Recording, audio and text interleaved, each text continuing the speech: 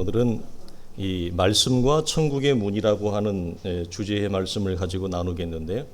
오늘 이제 13절부터 본격적으로 7가지의 화의 목록들이 소개가 되어집니다. 오늘은 그 첫 번째 시간인데 그 7개의 화 가운데서 첫 번째와 둘째에 해당하는 말씀이 소개되어져요. 이전에도 주님은 가끔씩 조금 강한 말씀을 하셨더랬어요. 좀 어조가 좀 셌죠. 그것은 많지 않았고 가끔 한두 번 주님이 그런 언어를 사용하셨어요. 주님은 대부분은 매우 차분하고 따뜻하고 온유한 언어를 주님은 쓰셨습니다. 그러나 오늘 23장을 보게 되어지면 어떻게 주님이 가지고 있는 이런 본성적인 따뜻하고 온유하고 사랑의 마음과 대조되어지는 이렇게 심한 독서를 얘기할 수 있을까? 이게 23장이 처음이죠. 이런 독서는. 근데 여러분, 주님이 이런 이제 화를 선언하신 배경에는 이런 것이 있습니다. 예수님 당대의 세대가 구약에서부터 어떤 전통을 가지고 왔냐면 좋지 않은 습관과 전통을 가지고 있었는데, 이것은 하나님이 보내주신 하나님의 사람들, 우리가 흔한 얘기로 선지자라고 하는 혹은 하나님의 사자라고 하는 사람들에 대하여 이스라엘은 그 악한 전통이 있었어요. 이걸 우리가 패역하다고 이렇게 얘기를 하죠. 그 하나님의 사람들을 거절하는 것, 그리고 그 하나님의 사람들을 박해하는 것이 이스라엘의 역사 속에 부끄럽지만 그들 속에 있는 팩트였습니다. 그래서 우리가 대표적으로 오늘 이사야 55장에 있는 말씀을 먼저 보면, 이들은 거짓으로 끈을 삼아 죄악을 끌며 술의 줄로 함같이 죄악을 끄는 자는 화 있을진저 악을 선하다 하며 선을 악하다 한다. 이들은 흑암으로 광명을 삼으며 광명으로 흑암을 삼는데, 심지어 쓴 것을 단 것이라고도 말하고 단 것을 쓴 것이라고도 말하는 거짓과 패역이 몸에 배어져 있다. 이런 자들에게 화가 있을진저 하면서 주님이 무엇을 선언하냐면 하나님의 심판을 얘기를 하고, 또 하나는 심판을 넘어서 조금 더 적극적인 말을 쓰는데 하나님이 직접 보복하시겠다, 이런 말을 써요. 자, 이것은 이스라엘이 구약에서부터 오랫동안 가져온 패역한 전통을 예수님이 오셨을 그 시대까지도 끊어내버리지 못하고, 우리도 개인적으로도 마찬가지잖아요. 악한 습관, 우리 옛날 어른들이 3살 버릇 8까지 간다. 그래서 어릴 때 한 번 배웠던 사람의 악한 습관이나 죄악된 그런 습관들은 여간에서 끊어내기가 어렵습니다. 그런데 이스라엘도 국가와 민족이었지만 그랬던 것 같아요. 그래서 예수님 오실 때까지 여전히 그들은 하나님이 택한 민족이었지만 하나님의 사람들, 특별히 하나님이 보낸 참된 선지자, 그리고 그들의 입에서 나온 참된 진리와 생명의 말씀을 받는 데 있어서 되게 둔했어요. 그리고 그것들에 대해서 그들은 거절과 박해하는 것이 민족적인 전통이 되어졌다는 거예요. 그 토대 위에, 그런 패역한 전통 위에 주님이 오늘 뭐라고 말씀하시느냐? 독서를 넘어서 화를 선언하시는데, 그 화는 심판과 하나님이 직접적으로 능동적으로 이 악한 지도자들에 대한 죄악을 심판하겠다, 보복하겠다, 이렇게 얘기합니다. 그래서 이런 모든 7가지의 이 형태와 모양은 다르지만 이 모든 형태와 종류의 뿌리의 가장 근원은 뭐였어요? 자신들의 종교적인 목적을 위해, 아니면 인간의 개인적인 목적을 위해 하나님의 진리의 말씀을 그들은 왜곡시켰다. 악을 선하다 하고 광명을 흑암으로, 흑암을 광명으로, 단 것을 쓴 것으로, 쓴 것을 단 것으로 바꾸어 전하는 이 왜곡된 가르침을 일삼는 이 패역한 종교 지도자들에 대하여 주님이 뭐죠? 나는 심판 정도가 아니라 내가 직접 너희를 찾아가서 보복하겠다. 그러니까 이건 굉장히 강력한 거거든요. 이 이상의 표현은 없어요. 우리가 마태복음을 보면 화는 2가지 종류로 나뉘어지는데, 첫 번째는 탄식에 초점을 두는 거예요. 탄식은 뭐죠? 우리가 자녀를 키우면서 마음에 탄식할 때가 많죠. 그런 마음의 가슴 아픈 탄식을 얘기하는 거고, 또 하나는 뭐냐면 직접적인 심판을 얘기하는 겁니다. 예를 들면 우리가 잘 아는 마태복음 26장을 가면 가룟 유다에 대해 주님이 탄식하는 말씀이 나오는데 이런 거예요. 인자는 자기 기록한 대로 나는 간다. 나는 이 땅에 온 목적과 소명대로 살아가지만 나를 예수를 파는 그 사람에게는 화가 있을 것이다 라고 하면서 사랑하는 제자였지만 예수를 팔아버린 가룟 유다에 대한 탄식을 주님이 섞어서 말합니다. 이 말씀은 이런 배경인 거예요. 누구보다도 가룟 유다는 예수를 잘 믿을 수 있는, 또 신앙생활을 잘할 수 있는 환경적인 모든 조건을 다 받았어요. 아니, 예수님의 제자로 예수님과 함께 호흡하면서 하나님의 아들로 오신 예수가 행하시는 이 땅에서 볼 수 있는 모든 기적과 권능을 다 봤어요. 죽은 자를 살리는 것까지도 봤어요. 물 위를 걷는 것도 봤어요. 오병이어의 사건을 다 경험했어요. 날 때부터 소경된 자를 띄우는 그 기적을 다 봤어요. 그리고 서기관과 바리새인의 가르침과는 격과 차원과 내용이 다른 하늘에 속한 신령한 진리의 말씀을 예수의 무릎 앞에서 바로 들었어요. 그러니까 그 생명과 진리와 기적의 모든 은사를 다 경험하고 체험하는 말로 닿을 수 없는 풍성한 환경과 조건 속에 있었지만 그 모든 하나님의 은혜의 선물들이 가룟 유다에게는 뭐죠? 전혀 선이 되지 못했어요. 전혀 생명이 되지 못했어요. 전혀 진리가 되지를 못했어요.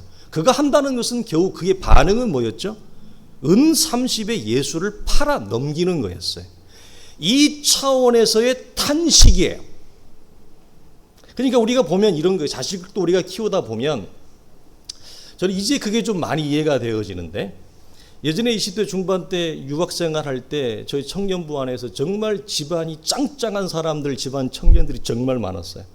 다 내놓으라고 하는 한국의 30대 재벌 그룹 안에 속해 있던 애들, 대표적인 한국의 은행가 집안의 애들.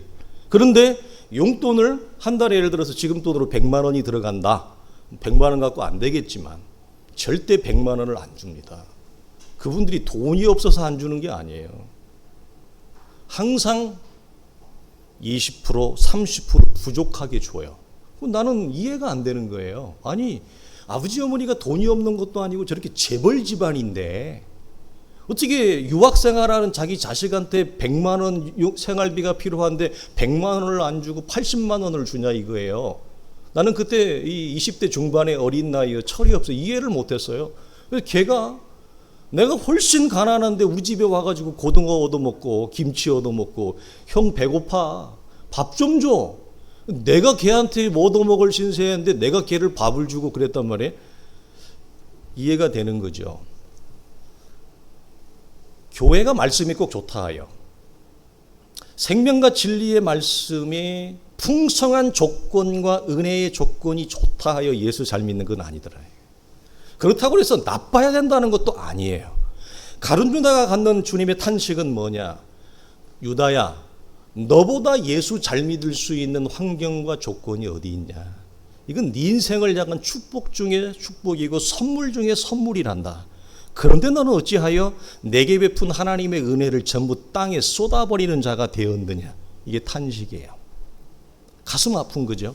또 하나는 뭐냐면 직접적인 하나님의 심판인데 오늘 게 뭐냐? 23장 전체가 주님이 화를 선언하는, 이것은 단순히 말에 그치지 아니하고 하나님의 직접적인 행위가 동반되어지는 것을 말합니다. 첫 번째와 이 두 번째의 차이는 바로 하나님이 직접 행동을 하시느냐 하지 않느냐 이거예요. 이거 사실은 무서운 거예요. 하나님이 움직이는 것은 우리 인생을 향한 하나님의 손이 내 인생에 은혜와 선이 아니라 심판과 보복으로 찾아온다는 것은 그걸 막을 재간이 없습니다. 누구도 막지 못합니다. 하나님의 은혜가 우리 인생에 들어오는 것도 막을 재간이 없어요. 그 생명과 축복이지만 하나님이 심판을 넘어 보복으로 우리 인생에게 하나님이 찾아오는 것도 누가 막습니까?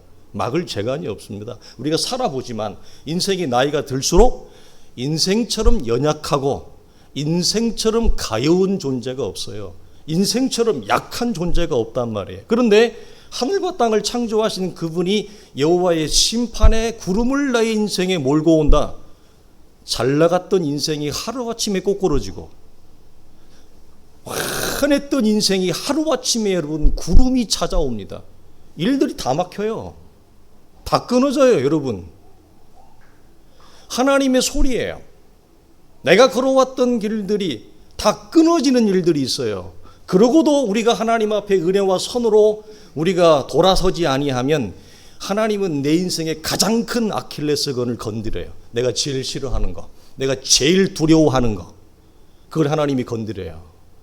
그러니까 우리는 이 구약에서 여호와의 날은 심판의 날로 이해를 했거든요. 그래서 이스라엘은 장차 메시아가 오면 여호와께서 이 심판을 행하실 거다, 여호와의 날이라 불렀어요. 근데 이 심판의 대상은 누구였냐면 이스라엘을 탄압하고 압제하는 이방 세력들. 지금 갈릴리에서 이스라엘에서 지금 가자족의 전쟁이 일어나잖아요. 그 네타냐후 총리가 가졌던 그런 사고방식이에요. 이스라엘은 그 어떤 일이 있어도 건재하다. 누가 우리를 건들 수 있겠느냐. 우리는 반드시 승리만 한다. 그런 주의였거든요.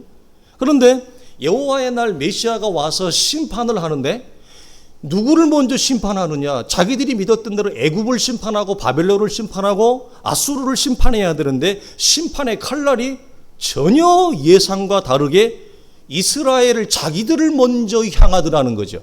그래서 애굽보다 바벨론보다 아수르보다 어디가 먼저 망해요? 이스라엘이 먼저 망하고, 이스라엘이 망할 때 누구부터 하나님의 심판의 칼날을 대어 밀어요? 거짓 선지자들. 그 거짓 선지자들과 동고동락했던 이스라엘의 부패한 지도자들.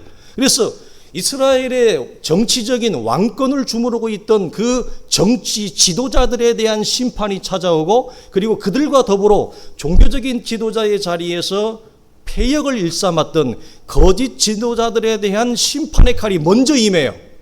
칼날의 일본지가. 그리고 그것이 어디로 가느냐. 이스라엘 민족 전체에 군중과 대중과 서민들에게 여러분 흘러가는 걸 봐요. 그래서 여러분 여호와의 심판의 날은 생각보다 밖에 있지 않고 안에 있다라고 하는 사실입니다. 오늘 본문으로 이제 돌아오면 오늘 본문의 내용은 상당히 충격적이지 않을 수 없어요. 왜냐하면 이 거짓된 지도자들은 천국 문을 닫는 자래요. 그리고 천국을 들어가려고 하는 자들도 오히려 들어가지 못하게 막아버리는 자다. 이들은 종교적인 열심은 대단해서 바다나 육지를 건너 다닐 정도의 열심이 있다. 그래서 그런 열심을 가지고 교인 하나를 얻으면 자기보다 더 배나 지옥 자식이 되게 한다. 여러분, 이것 이상의 심판과 저주는 여러분 있을 수가 없어요. 그래서 오늘 33절 본문 23장 33절을 보면 주님이 이렇게 얘기해요. 뱀들아 독사의 새끼들아 너희가 어떻게 지옥의 판결을 피하겠느냐. 여러분 이 이상 마지막 말은 없어요. 너희가 어떻게 지옥의 판결을 피할 수 있겠느냐. 그들의 정체성에 대해서 뭐라고 하느냐. 뱀들아 독사의 새끼들아 이 말을 해요. 그들이 사회적으로 보여지는 그들은 위치와 명성은 어떤 건데요. 이스라엘의 종교 지도자, 상자의 자리에 있고 많은 사람들이 알아보고 주목하고 그 앞에 와서 인사를 하는 그런 사회적인 높은 덕망과 지위에 있는 자들에 대하여 주님은 뭐라고 얘기하느냐. 그들의 정체를 얘기하는 거예요. 너희는 뱀이다. 독사의 새끼들이다. 너희가 어떻게 지옥의 판결을 피할 수 있겠냐. 우리가 흔히 하는 말로 무슨 말입니까? 누구누구의 자식이다 이 말이에요. 여러분 그래서 이 차원을 잘 분별을 하는데 여기 천국문을 닫는다는 이미지는 이런 겁니다. 저희 아버님이 돌아가신 지가 오래되셨는데 제가 항상 어릴 때 이 아버님 거하시는 방에 있다가 이렇게 나가면 항상 뒤에서 아버님이 저를 불러요. 왜 불렀을까요? 태관아, 들어오면 문을 닫고 나가는 거야, 사람이. 어리니까 좌우를 분별하지 못하니까 문을 안 닫고 그냥 나가는 거야. 의식을 못하는 거죠, 너무 어리니까. 그래서 우리 아버님이 들어오면 문을 닫고 나가는 거야, 소리 나지 않게. 이런 걸 이제 저희 아버님은 워낙 옛날 분이다 보니까 조선 후기 시대 사람 아닙니까? 그런 것들을 많이 강조했는데 이런 거예요. 문을 닫는다는 이미지는 뭐냐면 사람들의 면전 앞에서 문소리를 쾅 하고 소리가 나게 닫아버린다는 거예요. 굉장히 이런 기분 나쁘죠. 누구든지 사람 앞에서 문을 닫는데 조용히 닫지 않고 쾅 닫아버린다는 거예요. 그 정도로 이 이미지는 뭐죠? 매우 그 사람의 인격과 삶을 파괴한다 이 말입니다. 천국 문과 관련해서 주님이 마태복음 16장에서 베드로에게 이런 말씀을 하신 적이 있어요. 기억나시죠? 베드로에게 천국 열쇠를 내가 네게 주리니 네가 땅에서 무엇이든지 매면 하늘에서도 매인다. 네가 땅에서 무엇이든지 풀면 하늘에서도 풀릴 거라. 이 말씀과 더불어 천국 열쇠를 베드로에게 맡긴다 그랬어요. 이 말은 여러분 우리가 이미 지나왔지만 굉장히 의미 있는 영적인 내용이 담아 있었습니다. 이것은 지상의 교회가, 이 땅에 보이는 이 땅의 교회가 하나님의 나라라고 하는 천국과 어떻게 서로 연결되어져 있느냐를 보여주는 직접적인 말이에요.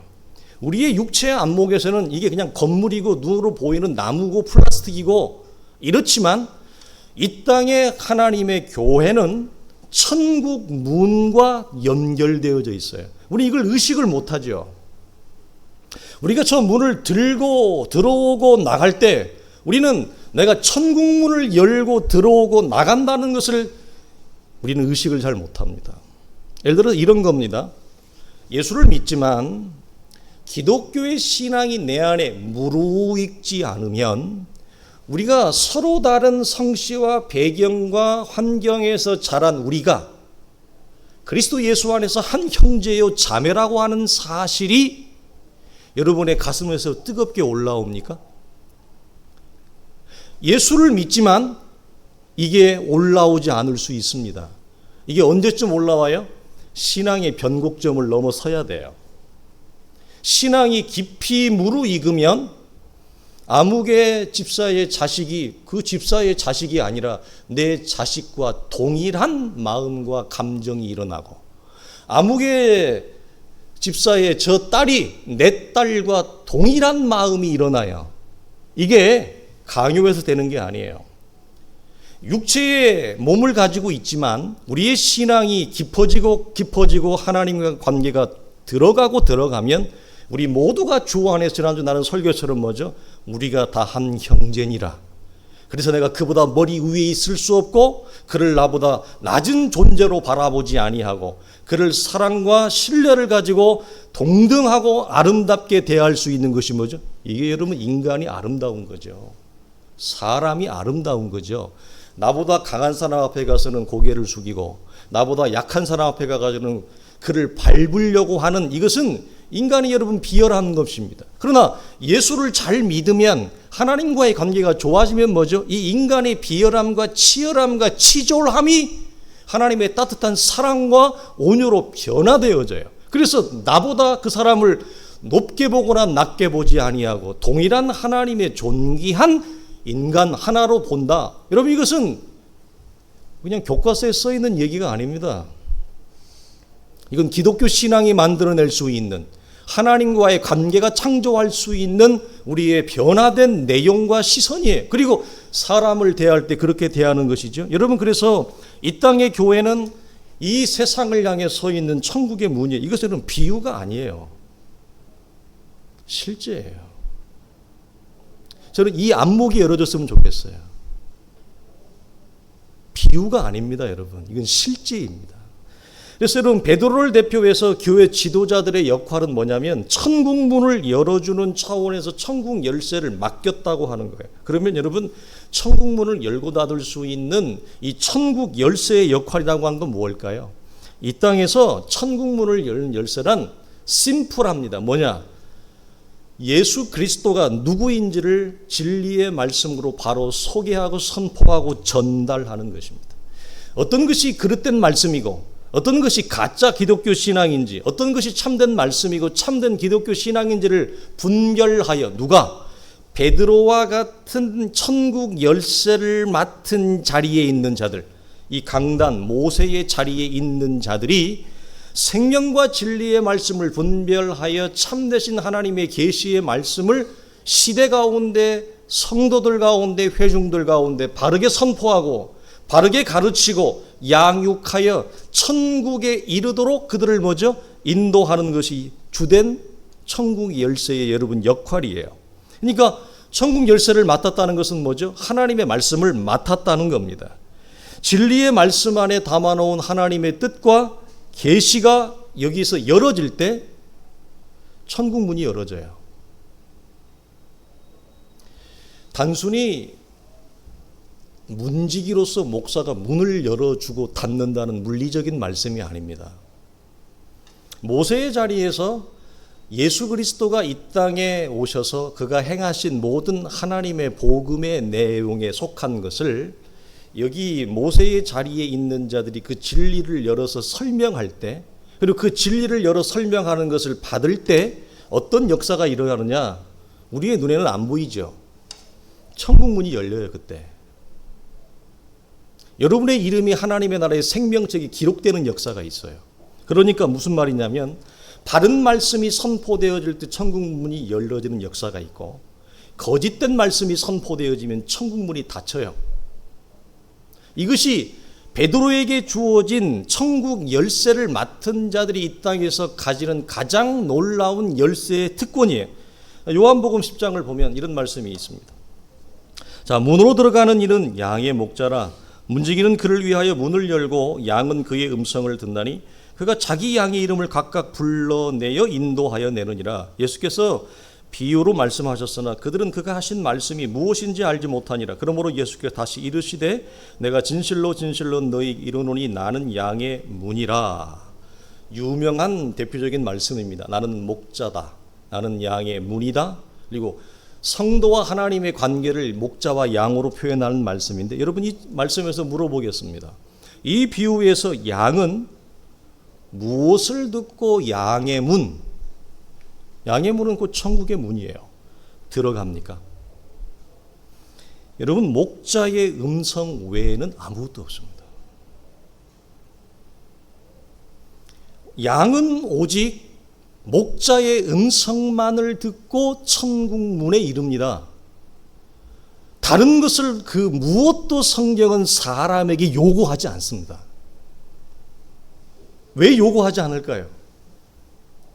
사람은 하나님이 우리에게 원하시는 하나님의 마음에 흡족하고 마음에 만족시킬 만한 자원과 자산이 사람에게는 없어요. 하나님을 만족시킬 만한 여러분 어떤 선과 의도 사람에게는 없어요. 여러분은 이제 우리 성도들 중에 좀 연세가 있는 분들이 있잖아요. 여러분이 한 70년, 80년 살으면 내 안에 없던 선이 생기던가요? 인생이 훨씬 젊었을 때보다 여러분 아름다워지던가요? 내 안에 없던 여러분 이 새카만 마음이 하얀 마음으로 바뀌던가요? 여러분, 사람은 나이가 들어도 여전히 새카만 마음이 새카매요. 여전히 거짓되고 죄악된 생각은 나이가 들어도 바뀌지 않아요.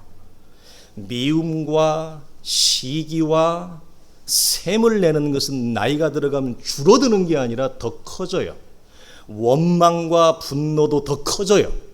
단 육체가 연약해지고 내가 처해 있는 조건과 사회적인 지위와 실력과 경제력이 없다 보니까, 그것이 줄어들다 보니까 외형적으로는 약화된 것처럼 보이지만 내 마음에는 여전히 젊었을 때 가지고 있던 그런 못된 마음들이 여전히 가득해요. 여전히 가득합니다. 그래서 하나님은 우리에게 우리가 가진 어떤 선이나 의로움이나 선한 행위로 하나님을 만족시키라는 말을 성경 단 한 군데도 쓰지 않아요. 오직 무엇만, 너희에게 보내신 하나님의 사람들을 통해 들려지는 그 목자의 음성에 귀를 기울이라. 그리고 그 목자의 음성을 듣고 천국 문에 이르도록 하거라. 이 하나님의 말씀 외에는, 하나님의 소리, 음성 외에는 아무것도 없어요. 근데 우리는 뭐냐? 이 하나님의 소리와 하나님의 말씀을 받아내지를 못해요. 그리고 어떤 생각을 하냐면, 그래도 나는 좀 이런 구석이 있으니까 괜찮지 않을까? 나는 그래도 이만한 그래도 삶을 사는데 그래도 하나님 앞에 좀 고개를 들을 수 있지 않을까? 이런 어줍지 않은 생각을 하고 있어요. 그러나 여러분, 하나님은 오늘 이 목자의 관계에서 음성 외에는 전혀 그의 양들에게 여러분 요구하고 있지 않아요. 그런데 오늘 본문 말씀을 보니까 뭐라고 얘기하냐면, 이 말씀을 하니까 알아들었다고요? 하나도 못 알아들어요. 그래서 주님이 뭐라고 마지막에 나는 양의 문이라 이거예요. 그래서 여러분 바리새인과 서기관들은 양들이 양의 문에 이르도록 하는 목자의 음성을 들려주는 일에 실패했어요. 그러면 정작 자기들은 어떤가? 자기들 자신도 실패했다는 거예요. 어떤 차원에서? 그들은 예수 그리스도의 참된 가르침을 전달하는 일에 그들은 실패했어요. 왜? 자기 자신이 먼저 예수의 말을 받지를 않거든요. 누가? 여기서 말씀을 전하는 목자가 예수 그리스도의 가르침을 자기가 안 받아요. 자기 자신이 거절했단 말이에요. 그러니까 자기 자신이 그리스도의 말씀을 거절하고 받지 않았는데 성도들에게 어떻게 여러분 목자의 음성을 여러분 들려주겠습니까? 누가복음 11장은 이렇게 얘기합니다. 화 있을진저 너희 율법 교사여 너희가 지식의 열쇠를 가져가서 너희도 들어가지 않고 또 들어가고자 하는 자도 막았다. 다른 성경에는 가져갔다는 말을 뭐라고 번역했냐면 가져가서 숨겼대요. 왜?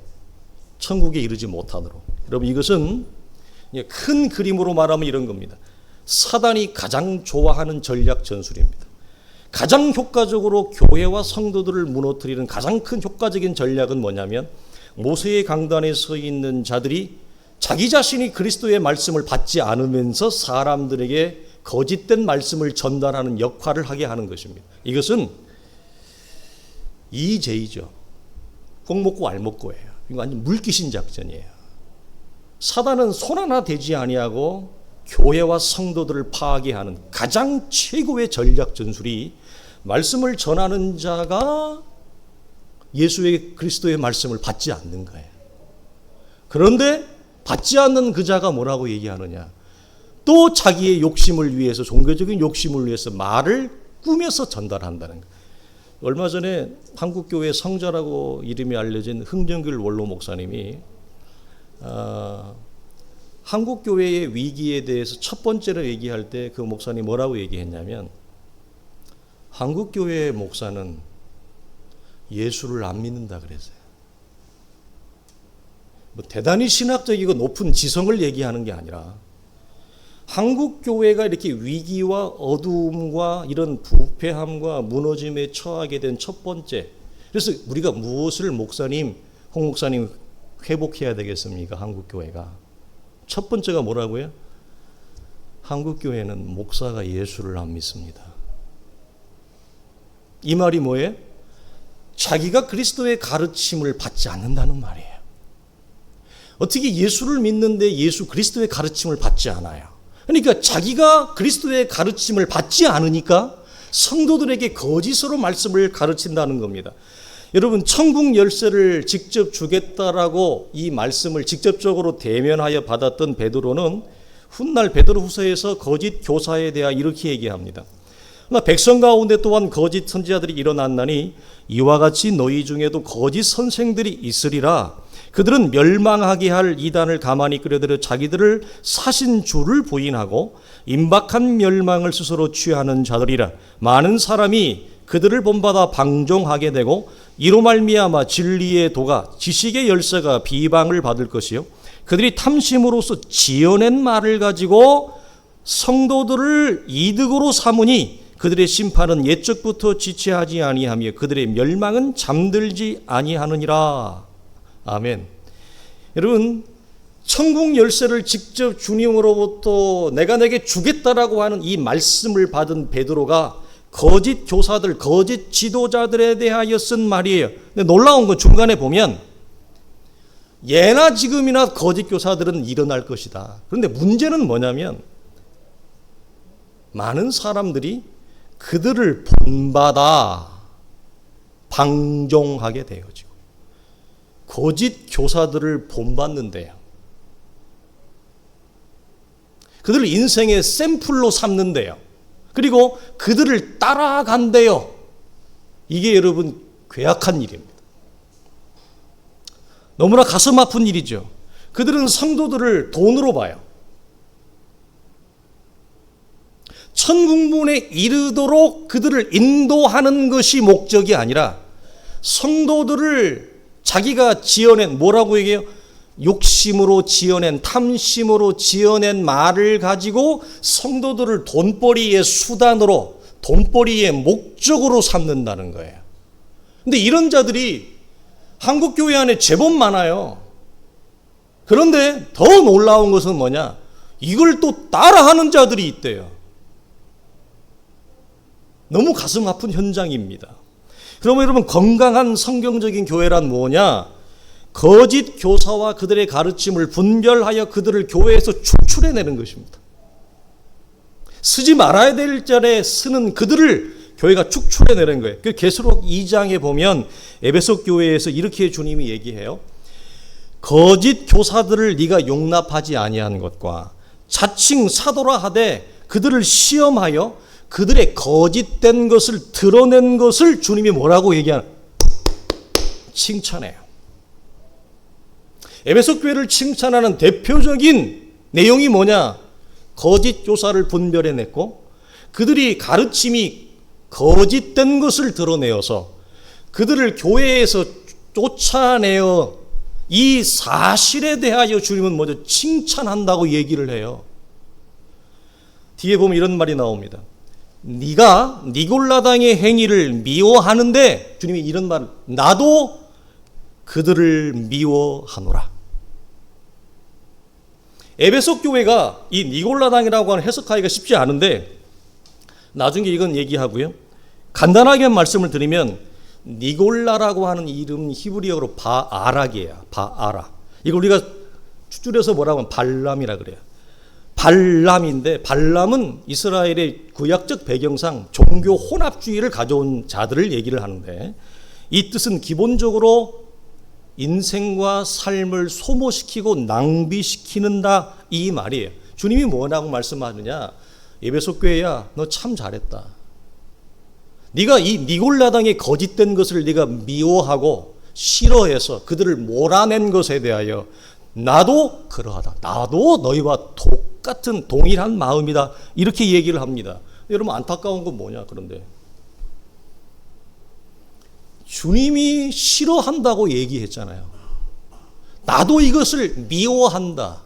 나도 이것을 심판을 넘어 내가 직접 보복하겠다. 주님이 이렇게 말씀한 것을 우리의 현장은, 우리의 현실은 그런 것들을 좋아하는 자들, 그런 것들을 또 본받는 자들이 많다는 거예요. 이것이 한국교회에서 여러분 뿌리가 뽑아지고 근절돼야 될 엄청난 해악이에요. 그러나 이것이 한국교회에서 근절되어지고 있지 못합니다. 이걸 뿌리를 뽑지를 못하고 있습니다.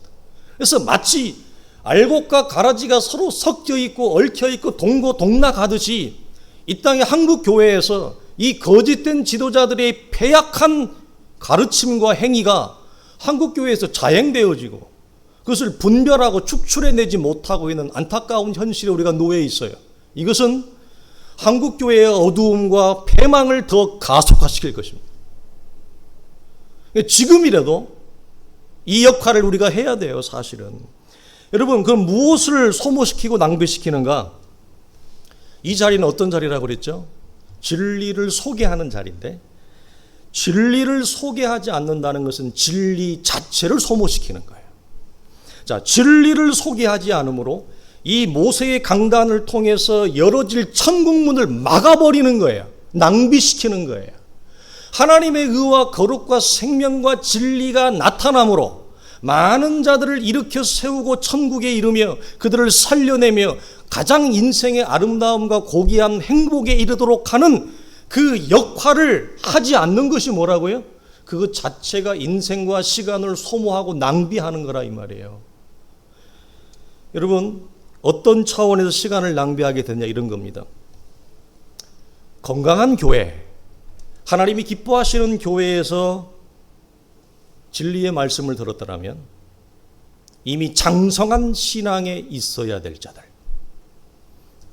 히브리에서 이렇게 얘기하죠. 때가 오래되었으므로 마땅히 가르치는 자리에 있어야 되고 선과 악과 진리를 구별하는 자가 되어서 마땅히 선생이 되어야 할 터인데 아직도 젖이나 먹고 단단한 음식은 소화하지 못하는 도의 초보에 머물러 있는 상태. 교회 안에 오랫도록 있었음에도 불구하고 여전히 그 신앙의 내용과 상태와 수준이 단단한 음식을 못 먹고 이유식이나 먹고 있는 이 상태에 빠지게 하는 것이 뭐죠? 진리를 소모시키는 거예요. 그에게 허락되어진 그 많은 인생의 시간들을 다 소모시키게 하는 거예요. 건강하고 하나님이 기뻐하는 말씀을 들었으면 벌써 장성한 자, 벌써 신앙의 좌우를 분별하는 자, 하나님이 보기에 합당한 내용으로 성장해 있어야 될 신앙의 그 많은 시간 속에서 여전히 도의 초보에 머물러 있게 하는 거. 이게 뭐라고요? 진리를 소모시키는 거예요. 아무런 역할을 하지 못하는 거예요. 또 어떤 차원에서 기회를 낭비하게 하냐면, 자, 진리의 말씀을 들었다면 이미 예수를 믿었을 텐데 이 말이에요. 이미 하나님의 거룩한 자녀가 되었을 텐데 새로운 생명으로 변화될 생명과 거룩의 기회를 박탈해버린 거예요. 교회 안에 오래 있었지만 예수를 믿는 믿음의 신앙 고백에 이르지 못하는, 여전히 하나님의 말씀을 받지 못하고 겉도는, 교회는 떠나고 있지 아니하지만 여전히 생명과 진리에 이르는 참된 신앙의 내용으로 변화되어 서 있지 못하게 되어진 그 방탕한 세월을, 기회를 다 놓친 거예요. 왜? 참된 진리와 생명의 말씀으로 그들을 먹이고 양육하고 인도하지 아니한 결과, 이것은 시간의 낭비요 기회의 낭비예요. 그러므로 여러분 뭐죠? 모세의 자리에서 천국문을 열고 닫는 그 천국 열쇠의 키는 뭐죠? 주님이 우리에게 당부하셨던 가장 성경적이고 합당한 내용의 말씀을 사랑하는 양무리들에게, 목자가 그들에게 들려주는 것입니다. 선포해 주는 것입니다. 양육한다는 건 뭐예요? 먹이는 것입니다. 하나님의 말씀을 먹이는 거예요. 여러분, 우리의 육체도 요즘 건강에 관심 있는 분이 굉장히 많잖아요. 육체의 생명은 내가 무엇을 먹느냐에 따라 내 건강이 달라지잖아요. 아니, 안 좋은 거 계속 먹는데 건강해지기를 바란다는 것은 말이 안 맞잖아요. 젊었을 때는 몰라도 나이가 드셨으면 좋은 걸 드셔야 되잖아요. 그래야 몸에 힘도 나고 건강이 유지가 되잖아요. 하나님의 말씀은 먹는 거예요. 받는다는 말은 먹는 거예요. 하나님의 말씀을, 어떤 말씀, 건강한 말씀을 듣느냐, 거짓되고 왜곡된 말씀을 먹느냐에 따라 성도의 영혼과 믿음은 완전히 달라져요. 한두 번은 차이가 안 나요. 그러나 여러분, 계속 안 좋은 음식을 먹어보세요. 제가 가끔씩 얘기했잖아요.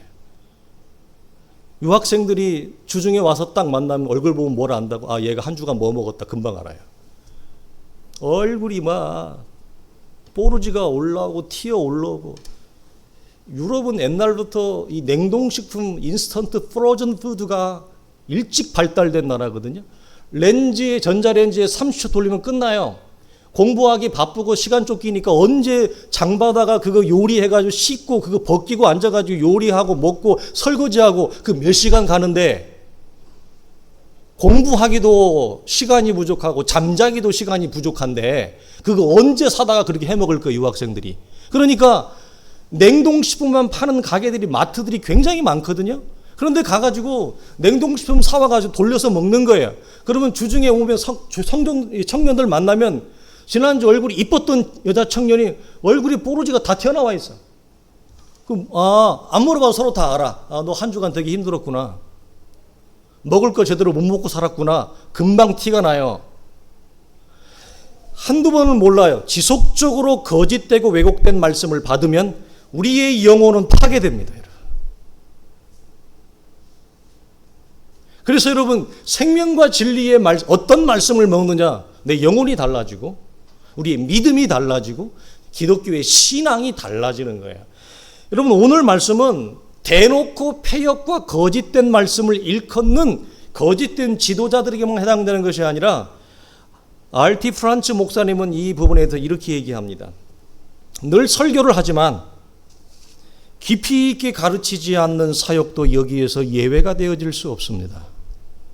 늘 설교를 하지만 피상적인 말씀만 전달하는 설교 사역도 예외가 될 수 없습니다. 늘 설교를 하지만 말씀의 깊은 샘을 열지 않는 설교 사역도 결코 여기서 예외가 되어질 수 없습니다. 대놓고 거짓된 것을 가르치지 않는 것보다는 낫겠지만 하나님의 성령 앞에서 오랜 묵상과 영적인 통증을 앓으면서 사랑하는 성도들의 영혼이 천국에 이르도록 위하여 눈물로 묵상하며 기도로 묵상하며 가지고 온 말씀을 전달하는 그 생명의 말씀을 전달하는 것과는 차이가 너무너무 커요. 그래서 피상적인 말씀은 아무리 오래 들어도 잘 변화가 안 일어나요. 말씀의 깊은 샘을 열지 않는 말씀은 사실 우리에게 변화의 기회와 거룩한 성령의 역사가 우리가 주관적으로 경험했지만 잘 일어나지 않습니다. 그리고 예수 믿는 건 따분합니다. 재미가 없습니다. 손해보는 것 같고 장난치는 것 같죠. 내 신념과 생각을 따라 살아가는 것이 훨씬 더 여러분 맞다고 생각을 합니다.